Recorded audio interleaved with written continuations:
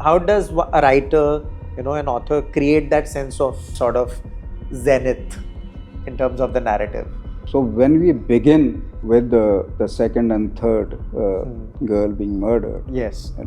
We are already in the thick of it. Yeah. So So there's no build-up. There is right? no build-up. It's happening right It now. has to happen at once. No, it's Yeah. like making a film. You say I come in late and go out early, and you said I don't have time to waste. I'm here in the thick of things. I'm not leaving anything, any build-up to happen. And a bird has come down from the sky and done its deed. Yeah. No, we've already started the story. We are all set. So Didoli is a small town in the hills, but it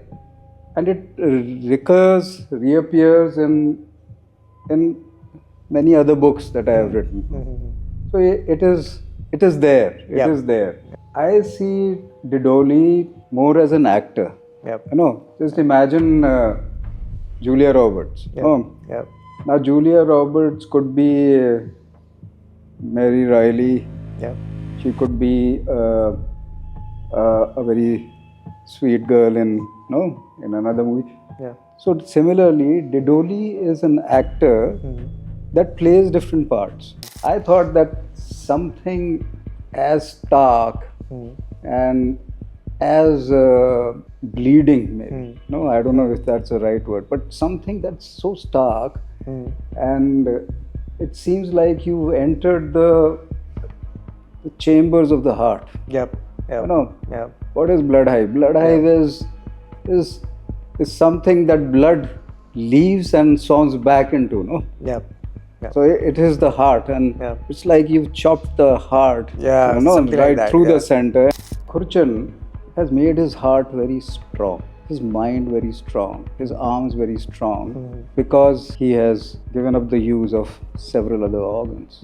And that power seems to be buzzing inside him. It seems to be driving him. Along with, so it's the physical power and his thoughts and his minds and his ambitions and everything is rearing inside him. When he lops off his tongue, he had to.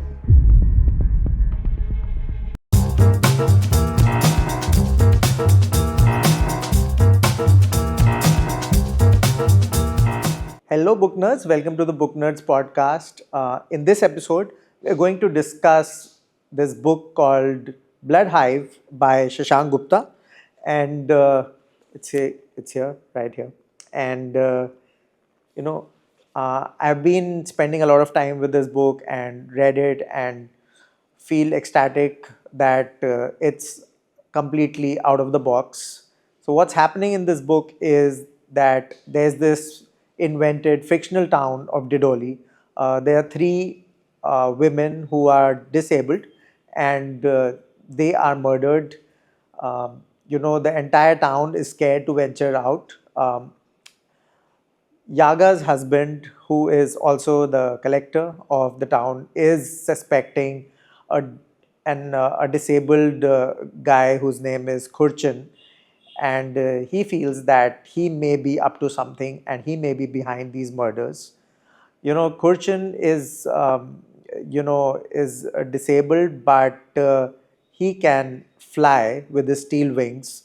So that sort of build a lot of curiosity inside me to venture and read this book. And what a journey it was. I discussed with the author about what's happening in the book, how what's the social fabric of this novel, how a gentle murmur in the town can grow and sort of evolve into a reckoning. So stuff like that was discussed. We also talked about the protagonists, how this Khurchen, who has got the arms of a gorilla and his legs are affected by polio, can fly and has almost become like God to these in this entire narrative. So a very interesting podcast. It's I've read a lot of fiction, but this is right up there. And a bit about Shashank Gupta. He was born in post-independence India, and he, uh, he pursued farming for a long time. He's trained in horticulture, and later he moved on to at 30. He moved on to Mumbai to get into the world of advertising, and pursued that for a long time successfully, and then he turned writer, and his works have a huge influence of his experience from horticulture and advertising, as he describes in the podcast as well. And that shows, I mean, how he has written the narrative. It shows how his scenes are kind of evoke all his experience.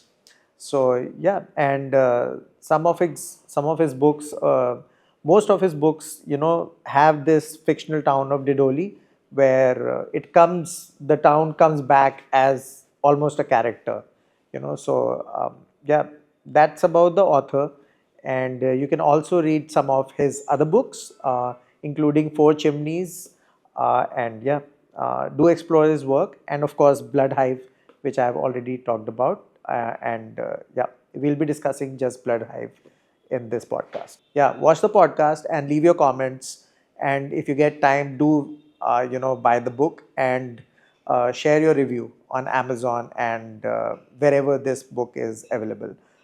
Thank you so much, and go on and watch the podcast, please. Hello, Shashank. How are you? Yeah, good. Welcome to the Booknerds Podcast. Yeah. We are super excited to host you. This book, Bloodhive, has been on my mind for a bit now, and it has been so much fun reading it because, a completely, like, I come from a town like that, and I could totally, it was so relatable for me. And that's why reading this book and this world has completely, I was engrossed, and I wanted to know more. All the characters were just so, interesting. They could have their own spin-offs, I must say. And thank you for writing this book, because it has added to my entire worldview also, in many ways, social, political, in other ways as well. And thank you so much. The characters were brilliantly woven. And yeah, so my first question for you is that, while creating this world, what were the things, like, I know that you have written about Didoli earlier, and this world is not new for you.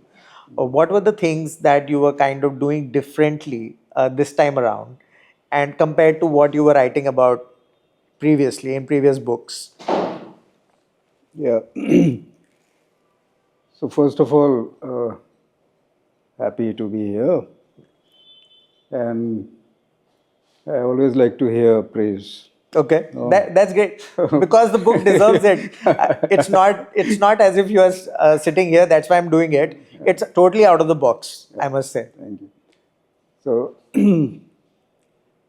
yeah, so Didoli is a small town in the hills, but it reappears in many other books that I have written. So it is there. It is there. Yeah. I see Didoli more as an actor. Yep. Just imagine Julia Roberts. Yep. Now Julia Roberts could be Mary Riley. Yeah. She could be a very sweet girl in another movie. Yeah. So similarly, Didoli is an actor that plays different parts. Wonderful. Yeah. In Bloodhive, it's the Didoli that may have been 100 years ago. It's way in the past. In some other book, it may be the present. Yeah. In another, it might be 20 years ago. Yeah. So Didoli is an actor. Yeah. And very much a part of every story that I have. So you'll have a lake for sure. You'll have the lake because it's like a mole, no, Yes. on Julia Roberts, Yeah. you know, cheeks or her smile. No? And you'll have the mountains, you'll have the villages nearby, and the characters, the people you meet, might overlap in some other book. Right. You know, it happens. Yeah. Either say, but Yeah. they just come and go. No, Yeah. but it's not like a Thomas Hardy's Wessex. No, it's not like it's the same place, it's the same time. Didoli is like I said, just an actor. Yeah. You know, Yeah. playing a role. Yeah. That's a beautiful way to kind of create this entire writing repertoire and sort of the books that you have written.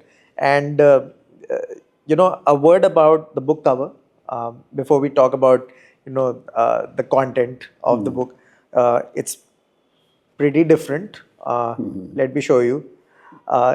So a bit about that, because it's when you look at it first, you're not able to figure out what's happening. Yeah. Although because you haven't read the book, you just go by the blurb. A bit about that. What was the thought process behind it, and why is it here? What was your reaction to the cover when you saw it? I was like, it's quite abstract. I thought it talked about perhaps layers, something like that, and the storytelling also later on. What I could figure out was that your entire storytelling style has a lot of layers in it, and there is a lot of sort of. I would like to say that maybe it can get gory a little bit when it comes to what's going to happen in the book. So those were my first impressions. So I asked people, no, Okay. Okay, what do you think the story is about? They said it would be dark. Okay. And because of the red, Yes. and there may be blood. Yes. Yes. So I said, yeah, fine. Yeah. The cover is an artwork by an artist called Priyanka Chaudhary. Yes. And the installation is called "Don't Make Me Yell." Okay. It's an old artwork.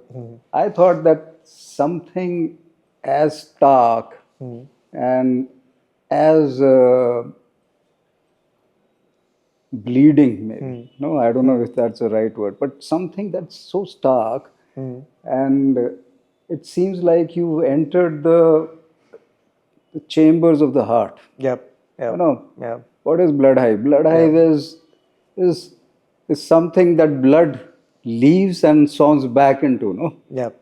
Yep. So it is the heart, and Yeah. it's like you've chopped the heart, Yeah, something like right that, through yeah. the center, and you can see Yeah. the various parts of the heart. Yes, crazy. It's absolutely crazy. Goes well with the name as well. And Yeah. once you have read the book, you figure out a lot. Then like Yeah. how the book cover kind of fits in. Okay, so let's come to the book, because there is so much to discuss. There are these characters. There's Yaga, Khurchen, and others as well. But there is a scene where it's mentioned, my heart became an engine, right? And Khurchen tells Yaga and asks if she can hear the buzz and thump of his blood hive. That the writing makes his inner life feel loud and physical. Yeah. And my question to that is that why did you choose to describe his ambition and fear through sound and body sensations, right? And because you could have kind of taken an alternate route in this while writing about it, but the choice of kind of explaining it like my heart became an engine. And what did you want the reader to feel? Because there's this part in the book where Khurchen, cuts his tongue off, and that was like I was taken aback. Like, why the heck this is happening? This is so graphic. Yeah. Was it needed in the book? All of those questions came to my mind, Yeah. and this this part of this, just this quote, my heart became an engine. This is so interesting. There's an enigma to it. Yeah. So tell us more about this. Yeah. So Khurchen is very is consumed by his beliefs. Okay. No, he knows what he wants, and it's his belief that is buzzing in his brain, and which is like thumping in his heart. Yep. And he's everything about him is very intense. Yep. It seems as if his body and his mind, they're one and the same.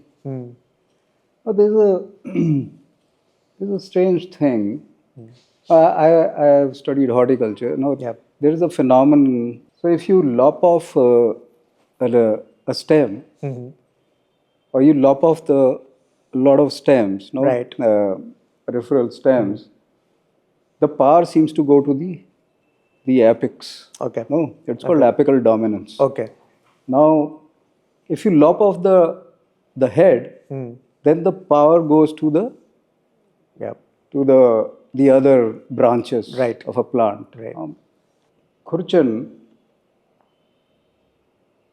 has made his heart very strong, his mind very strong, his arms very strong, because he has given up the use of several other organs. Yes. And that power seems to be buzzing inside him. It seems to be driving him. Yep. Along with, so it's the physical power and his thoughts and his minds and his ambitions and everything is rearing inside him. When he lops off his tongue, he had to. He had to lop off his tongue.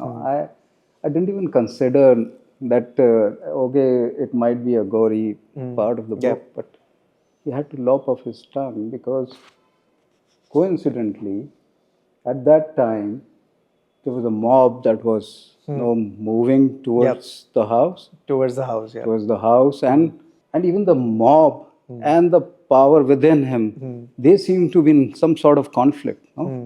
And it happened at that time, and when he lops off his tongue, the mob stops. Yeah. So it's like it's one big soup, one big ecosystem, and he seems to be in command. And being in command, you expect the forces within him to make this to vibrate. Yes. And to thrum Yes. with a life that is more than ordinary, I think. It's a very powerful sort of visual, right? Yeah. That is painted here, and that's why I wanted to ask you about this question. And even the other characters, they are so interesting. Whatever is happening in Didoli is super interesting. Of course, there is the factor of there is this force that comes to this town and does whatever they want to, and it's like and they just kind of most of the times they don't have accountability, right? Yeah. And they take advantage of women and children and whatever. There's no answerability. They come and go. Of course, they are feeding off the town in some ways as well. Yeah. So what's your comment on that, and why did you include this? Because without the force, you could have kind of built this narrative as well, right? Yeah, so if you look at it broadly, there are three characters. Besides the players, in the story. One is the town. Yep. The other is the village, Yes. which is farther from the town and is inhabited by people who have suffered. Yep. And then there's the QDS, which is like QDS. a military force, Yep. and very organized and there, The Kohlis are living in in the village. And these sort of these soldiers. They are living in that camp, the garrison. And then you have the people of Didoli. Yes. No. All these three characters are in a turmoil. No. There is some sort of violence that is inflicted by one on the other. The other on the other. In different ways. In different ways. No, it's happening. And they justify it. Each party justifies it by this little murmuring that happens. You know. So you got your own little beliefs. You got your own stories to tell to justify this violence that you inflict on someone. And so this this refrain that they create, they start believing in it. You know, like it happens, you start believing in it. And which grows into this form, you know, which sort of pervades the whole ecology, you know, the whole ecosystem that exists. Great. And you know about Didoli, you know, most towns have this habit of kind of, you know, rumors and stories travel so quickly, right? And that's happening here as well. You know, in Didoli, it feels like a place where a shared story kind of, you know, quickly grows, turns into a public rule, you know, sometimes. And that happens. I come from a town and, you know, sometimes we hear stories and they become the norm, right? They become the norm. That's how we think. That's how the entire town is thinking, right? People are repeating the same kind of, you know, examples, lines, you know, that's happening. We build sort of rituals for ourselves, you know, and of course, we don't ask for explanations. You know, why is this happening? There is no curiosity around it. It is a norm. You do it like this only, right? This is how it will happen. You know, all of this is either in fiction or even in not in fiction, in real life also it happens, right? And this kind of shift, you know, this how you analyze communities who create orders for themselves, you know, and behave in a very collective way. What was your thought and sort of, you know, research behind this?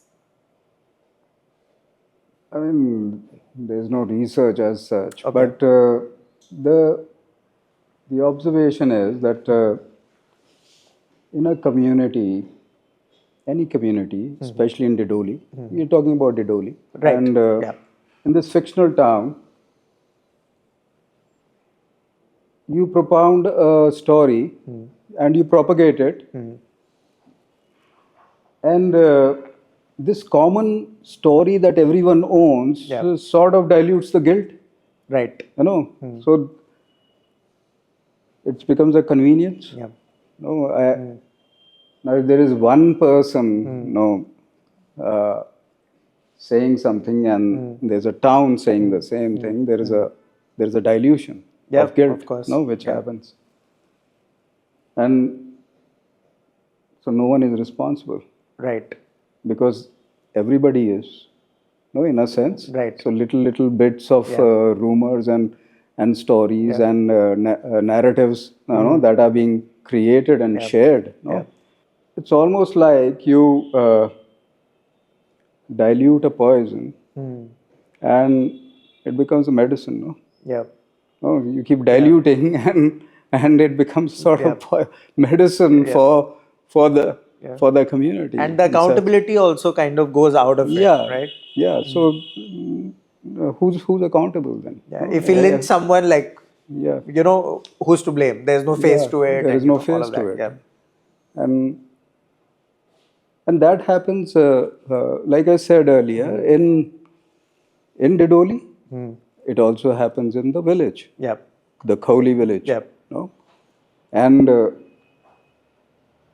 each serves its purpose, by these narratives which are created. Yeah. The soldiers too have their own narrative. Absolutely. Yeah. And so these three forces Yeah. are playing with narrative. That's the game. Yeah.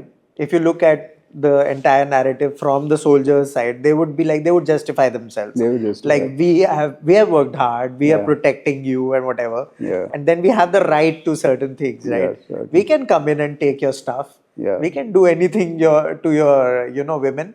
In Didoli. In Didoli. Yeah. so him Absolutely. in the story, and so this churning is happening. Yeah. It's all about telling the story. Who tells it well, and who tells it to one's advantage, and that's happening. No, it's not like you say, okay, my story stops here. I'm telling my story, you tell your story, and the third party is doing the same thing, and just serving their purpose. Yeah. And like I said, that the poison becomes medicine because of the level of dilution. As a homeopathy में यही होता है ना. Absolutely. dilute करते हैं. Every medicine is a poison at some point in life. Yeah. So I had a question about this trio. It's a game that is being played between this trio. I felt that they were pretty much at the center of whatever was happening. Yeah. Where Yaga is kind of, there's this tipping point in the book where there are murders, that have happened, and these women are, getting murdered, and they are disabled, and the entire town is worried. Nobody wants to get out, perhaps after dusk, as much as I could figure out. And the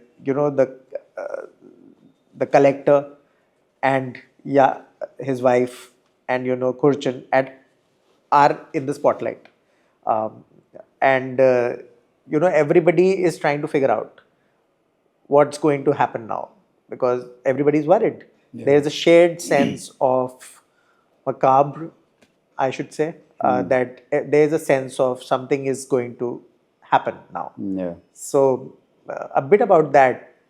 Is it kind of how does a writer, an author, create that sense of, there is something about to happen? How does one reach that sort of zenith in terms of the narrative? I don't know.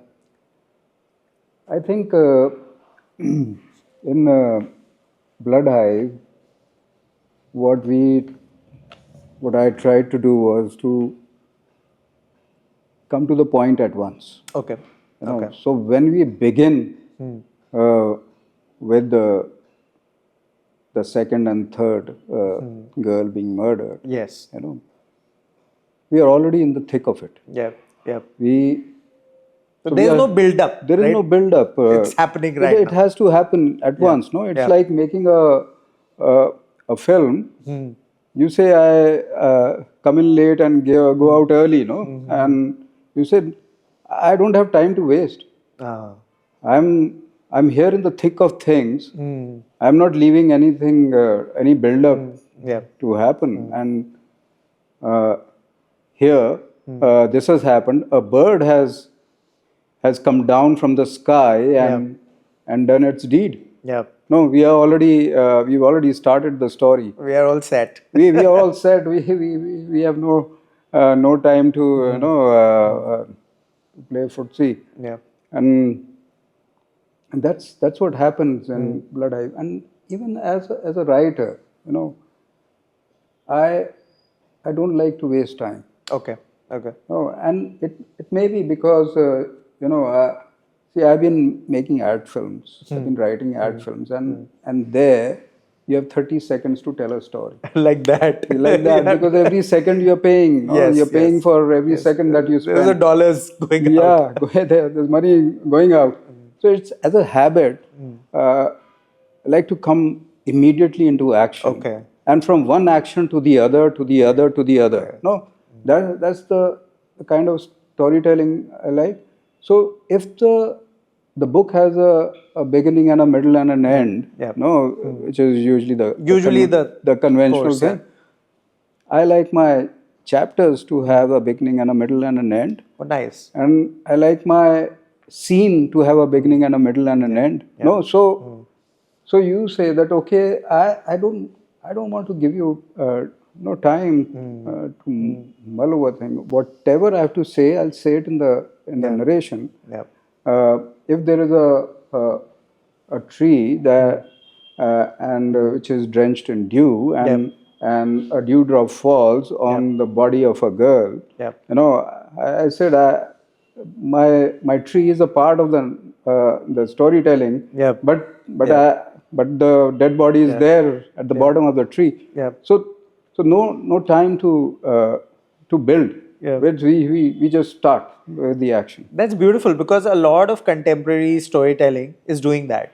Like, they don't give you time to breathe. Like, it's going to happen right now, and there's no build up. A lot of screenwriting also is happening in a similar manner, and I think that's the modus operandi as of now. It is, and we treat it like a thriller, even if it's any other genre. Then we have to treat storytelling like a thriller. Right. There has to be things have to happen. It has to be fun also. So, it has to be fun. Things have to happen. That's how I like to tell the story. The voice of this town is so strong in the book, like we discussed earlier also. And, rumors that get thrown around are repeated, and then they, grow in detail and start sort of directing what people do, in the actions of, it is kind of influence, the power of influence that's happening here. And did you write Didoli in a way that a crowd sort of builds momentum and people kind of, capitalize on it, and then this kind of repetition, it becomes into rules and kind of, becomes sort of the tenet going forward? Yeah, and it happens very organically. Okay. So you have, there is no leader as such. And there are these, everyone seems to be a part of the telling. And there are these little doses of information. Right. Call them rumors, call them beliefs, call them, a story. And all these little doses, they it's like a swarm of a beehive. Quite fitting. Bloodhive, beehive. So there's this swarm that is humming. And one fine day, that story becomes normal. That story could be a very violent story. It could be. It usually is, one of the lesser, virtues that we have. Human beings have, and that's that becomes the normal. And violence becomes acceptable. In Didoli, a beheading is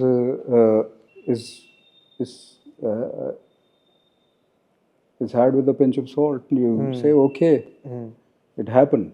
You move on, because we've already built the basic level of emotions, and violence becomes normal. And sweet people, if you take them apart and take society apart. Sweet, nice, Yep. sweet people who have children and who take them to school and everything. But as a congregation, they justify Yep. the violence. That's like really crazy. How such things can be normalized, right? They become normal. Yeah. In Didoli, they become normal. In the village, Khawli village, they become normal. In the QDS camp, Yep. they become normal. And that's how things, Okay. they work up,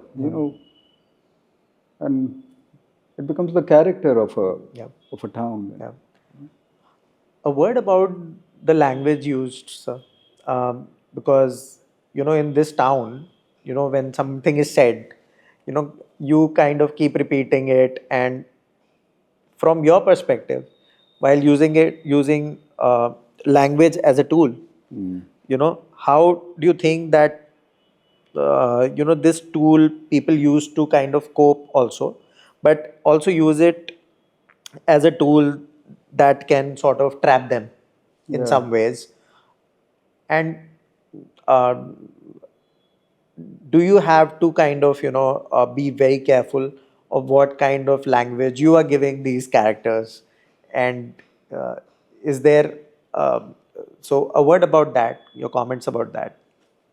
Yeah, words Yeah. have their own power. Yeah. I mean, you see advertising, it's just words. Yeah. What slogans are you carrying Yeah. with you? Yeah. And what do you repeat? What and it becomes a part of the lingo. Yeah. After a point, it's the same about any phrase that is doing the rounds, and it becomes populated. But it becomes popular. Yep. It gets populated. It gets propagated, and it is assimilated in the society, like we've been Right. saying so often. And when it's repeated by individuals, it becomes the truth. That becomes the truth. Yep. That is the existing truth. So it happens in the town to serve its purpose. It happens in the village to serve that purpose. I'll give you an example. When I was a kid, I must have been 6 years old, and during the harvest season, the family used to go and stay on the farm. Right. And after that, we'd come back to town. It's village, and you come back to Right. town. Yeah. So this time when we came back, and we used to come back on a Dunlop. It's like a bullock-driven cart with Dunlop tires. Right. That's why it's called Dunlop. Yeah. So we'd pack everything and go to the farm and return. This once, and it must have been 68, 69, 1968, 69, long time ago. You weren't born, I think. And I'm a 6-year-old kid, and we are entering the town, and I see the streets are empty. We go home, we unpack.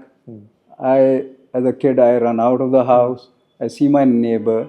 He's chopping wood. It seems like a different time and different country, but and so he's chopping wood, and he says, "What are you doing outside? Go home." I said, "No, we just come back from the farm, and where's everyone? The streets were empty." Yep. So he said, in Hindi, he said that Vietnam से लकड़ बग्घे आते हैं Okay. और बच्चों को उठा के ले जाते हैं Okay. और उनका खून निकालते हैं. Now it means that hyenas from Vietnam, because the Vietnam War was on, Yep. they abduct kids and they sort of harvest their blood. And I thought that, I was a kid, that's my impression of that time, that the streets are empty because people are terrified. Yep. And it's just a story. It has nothing to do with reality. It's just a story being told and believed. And such a violent story. If you look at it, absolutely. As a kid, I say, okay, I mean, it's fine. I mean, someone drawing blood, Yeah. it's fine. Yeah. And I'm telling you that story after, say, So many years. after 55 years, I'm Yeah. telling you that story, which is so clear in my head. So, what do words do? Yeah. Yeah. Now, I remember his words, no? Yeah. That man's words I remember. Ki aise tha, aise tha. So Yes. that's what. Yeah. In fact, I remember when I was reading the book, there's this part where, the entire crowd is almost like running towards Khurchen's Khurchen's house, cottage, yeah.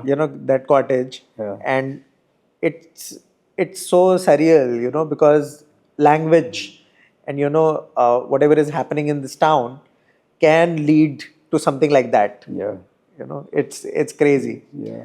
A word about Khurchen, though, the most interesting in the entire book, and this almost like Batman-esque, somewhat. I mean, this person who has transformed Yeah. into a being, a godlike being. It's crazy, and the entire town is kind of just wary what's going to happen next. And some people have seen a huge bird, and this interplay between Yaga and Khurchen that's happening. Yeah. She has moved into Khurchen's place now, almost like in the middle of the book or somewhat there, and she doesn't know what's going to happen later, of course, and we can't reveal everything because people have to read the book as well. But a word about this, character that you have painted. Yeah. I wanted to create a strong, memorable character as a task. Yep. No, to tell the story. But this character has to be extraordinary. Okay. He has to be as powerful as Dracula. No? And so now the whole design of this guy is so very. I was trying to give it all the logic. We can. I think we can tell the viewers that this guy can fly. Yes. He Why not? Why not? He wears these steel wings and he can fly. Yeah. If he can fly, then why the hell doesn't the world fly? No, why don't you see people flying around if it was so easy? Right. No, it has to have some logic. No, why can he fly? Yeah. And so so there's a lot of disability. People are disabled, and that seems to be the crux of it all. And my theory and Khurchen's theory is that the imperfect, so-called imperfect, they're not imperfect, but the so-called imperfect in this world is superior to the perfect. Wow. No. Yeah. And that's because it is the same life force that is within each person. And when you lose a part of you, a disabled person has lost a part. Right. Now that power goes to the rest of the body. Yeah. And Khurchen is this real experiment. Yeah. It may not happen in real life, and no one should try. I think it will happen. Because this the combination of man and machine. Yeah. And it's something like that because it is going to happen in the future, and it's happening even now. Yeah. So what's happening is that he loses. He's afflicted by polio in his childhood. He loses the power of his legs. He could have been woebegone and completely helpless and hopeless in life, but he decides that the power of his legs has risen within him to the other parts of his body. And he likes to believe that the more organs he loses, the more powerful the remaining parts of his body will become. And it's his heart that thrums and thumps and buzzes, that like you asked earlier. It's these forces that have gone into his heart and into his arms. Yeah. So his arms are super gorilla. They're like gorillas. Yeah. A gorilla's arms, and his heart, which has to pump blood for him to be able to fly. So the whole mechanics of it is being created in this form of Khurchen, whose disabilities have made him far stronger, far superior than the so-called normal person. Yeah. And I wanted anyone out there, who may have a disability to him, to believe that actually they become more powerful. Yeah. And it's almost a metaphor, to kind of, get inspired by, It is. It should. I mean, that's the story. And and there's a lot of, like I said, there is disability, and people are, and that seems to be the running theme through, because we are saying that no, the so-called imperfect is far superior to the perfect, and that is the story we want to tell, and want to believe it. Yeah. And the weaker has his own powers. Yeah. The poorer the meeker has his own power, and you have to realize that. Yeah. So it's a larger it's a concept where you say that anyone who is not something is actually something far superior.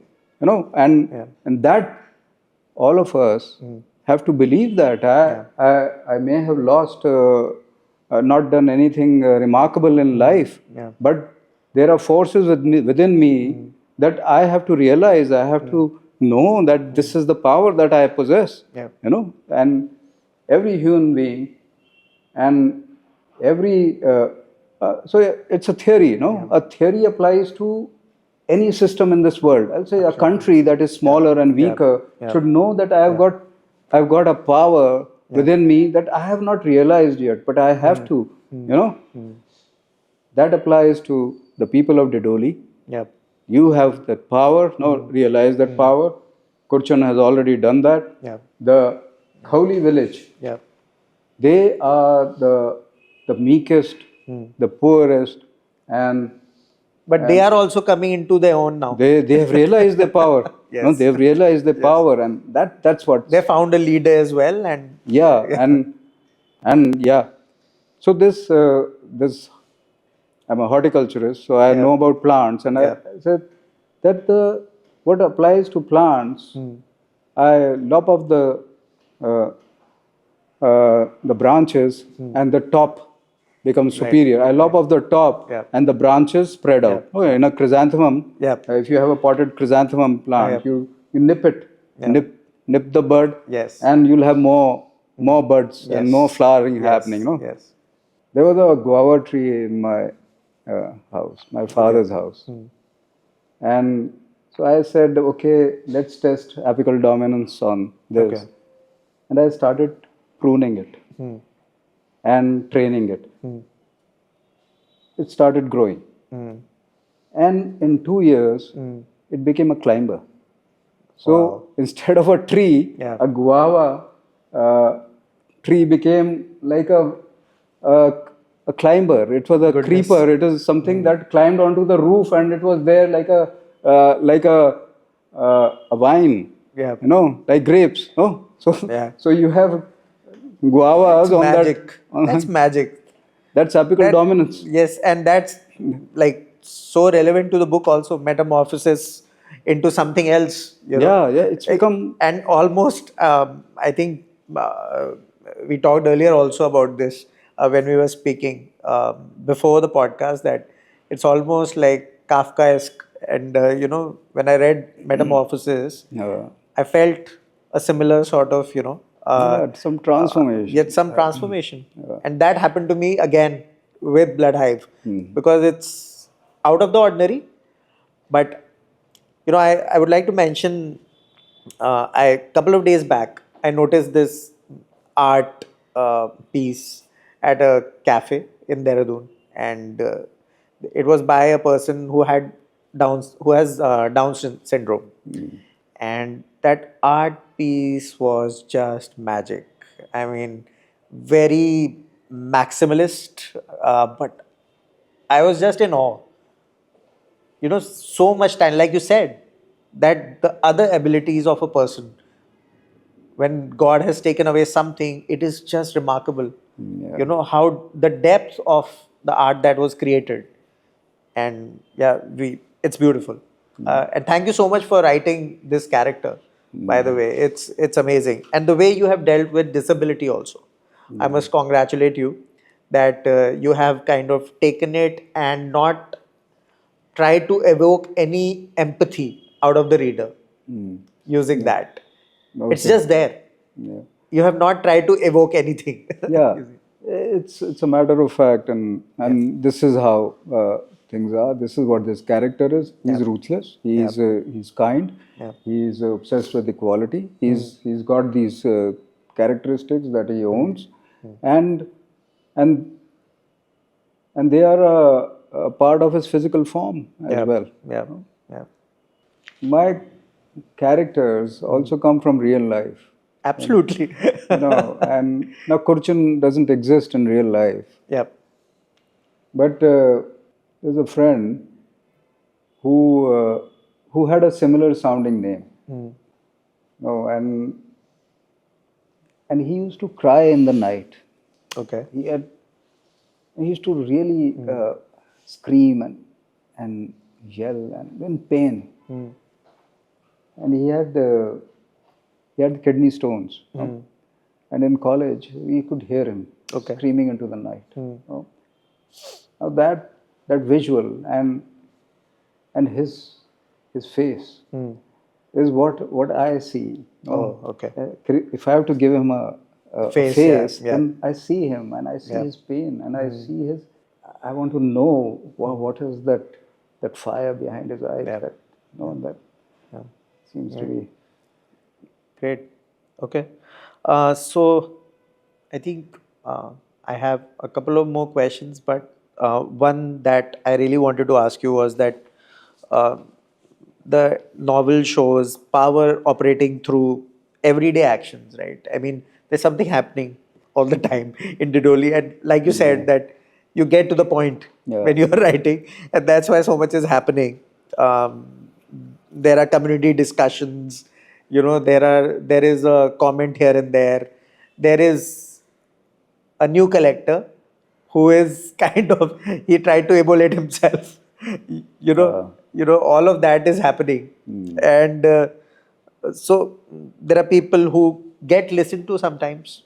There are people who get blamed, who get protected because they get protection sometimes, and like in Didoli as well as otherwise in society as well, people who get exposed. What did you want to reveal about how harm can become normal? Because in society, there is absolutely no way that it should be normalized, but it does. And Didoli is no different. It is fiction, but it is, of course, part of uh, some world, I guess. So, and especially when people tell themselves they are only following what the town expects. The town, because the town has a collective voice. So, what is this? What's going on with this? And um, how do you want to kind of explain this? I mean, we've talked about it, Yeah. but it is about the story Yeah. that gets into our system, Yes. and we start believing the story, and it normalizes Yeah. our actions, Yeah. and harm is violence or anything hurtful is just a part of the narration. Then, you know? It becomes internalized, it becomes normalized, and maybe that's the new normal that we talk about.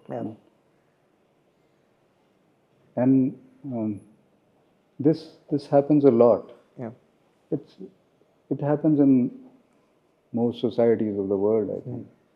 And this is how human beings are. You know, this is what rumors do. This is what storytelling does. And it's all about narration.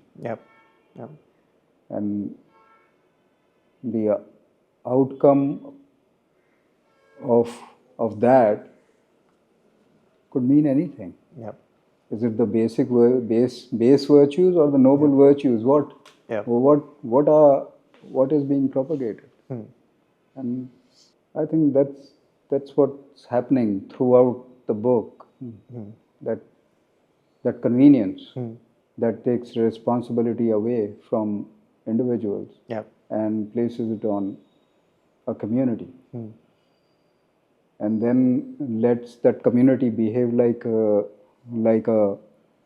insect or some being. You know, it's one or a swarm of bees. You know, you break a beehive and the swarm descends on you. That's happening a lot in the book, and I think the title also may have some reference to that. It's not just the Bloodhive that Khurchen has within him, you know, which is buzzing, but that the buzzing of his Bloodhive is also reacting to the buzz that is happening in town and that village. And there seems to be a conflict at some point. No, and he is very much clear in what he wants to achieve, almost like a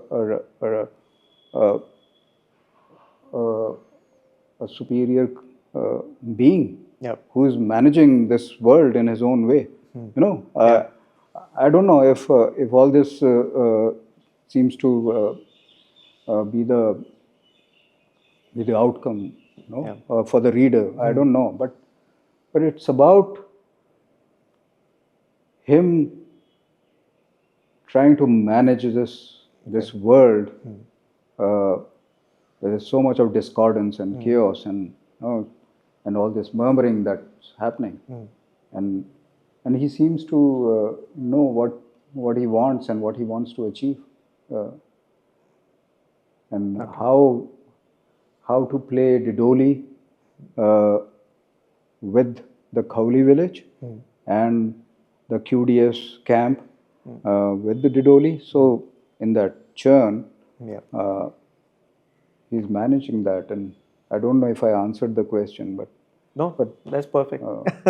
Thank you so much. So it's, Shashank, you were telling me about serendipity, that you were rereading the book and you came across something which you were not expecting. Would you like to share with the readers? So you'd asked me earlier about this writing process, and so for me, I have a premise, and then I let the characters take over after a point. मैं कहता हूँ अच्छा अब संभाल लो तुम कहानी, क्या हो रहा है खुरचन, तुम संभाल लो, यगा तुम संभाल लो, आगे बढ़ते हैं, देखते हैं क्या होने वाला है. I know a bit of it, but I don't know the end or anything.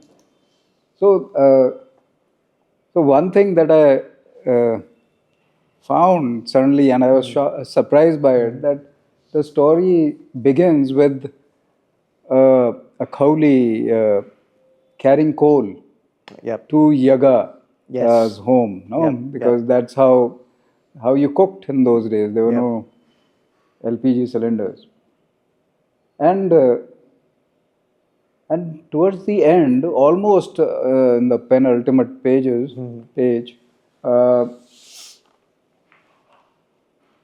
Yaga is hiding in a coal mine. No, Yeah. now I hadn't planned that. Yeah. It just happened, Right. and I said, "What the hell?"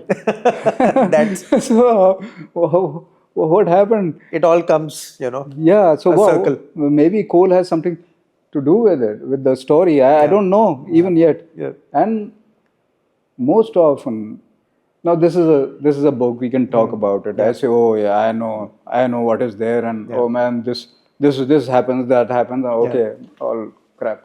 Now, but what is the real story? I may still not know. Yeah. I've written it, Yeah. but I've let my characters take charge. Yeah. And what is it that they are trying to tell? What are they? What is it that they have discovered, which is beyond what I have imagined? Yeah. It may still be there. Yeah. So maybe after 2 years, I'll say, oh, maybe it means this. Yeah.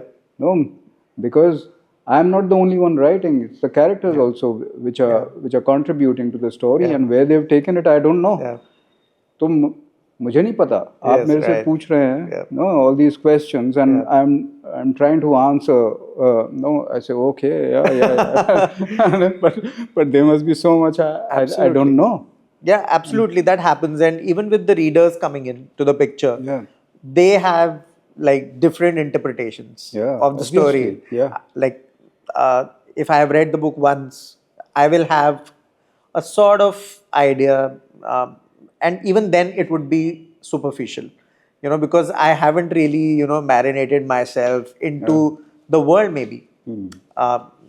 Some people might get into it, and from the get-go, they would be in that world, and they would understand everything, the nuances of the characters, because this is that kind of novel. You keep on, it's like an onion, a very commonplace example, but it's like that. If you peel the first layer, it's right there. It's the story about this big bird, and it is a lot of fun, a lot of, in terms of a thriller, although there is a lot of blood, guys. I mean, but you get excited by that. You are intrigued by this world, and then if you peel another layer, there is a lot of psychological, stuff happening. You realize that this guy, Khurchen, is like, there is so much to him. There is, of course, other protagonists, who are there, and they have as much a role in the entire, story. So that will happen, and that's why I should congratulate you that it's a work which should be noticed and should be read more and more. And also best of luck for your future projects. Yeah, thank And any books that you would like to recommend we want to conclude the podcast, but any books that would you like to recommend, barring, of course, Bloodhive and other works of yours? Last night someone came to our house. Okay. And so we have these books now piled up here and there. And then she said, so which book would you recommend? Okay. Which is this? What's give me one great book out of all these. Yeah. So I went down, ऐसे पूरा सब खोल के मैं देख रहा हूँ कौन सी, and they're all good books. And I said, maybe this. He said, is it great? I said, no, I put it back. So, recommendations. I can't recommend books because it depends on who you are. No? You're so right, actually, because who are we to decide what's good for someone else? Yeah, right. And you will choose your book. The book will choose you. Yeah. When you're reading a book, the book is reading you, actually. That has to go on a T-shirt. Absolutely, the book will choose you. The book will choose you, and the book reads you. Yeah. Because I see a person holding a 50 Shades of Grey. I say, okay, I know this person. No, I mean, maybe there is something that this person finds. It must be a good book. I'm not sure, but so I mean that's just an example.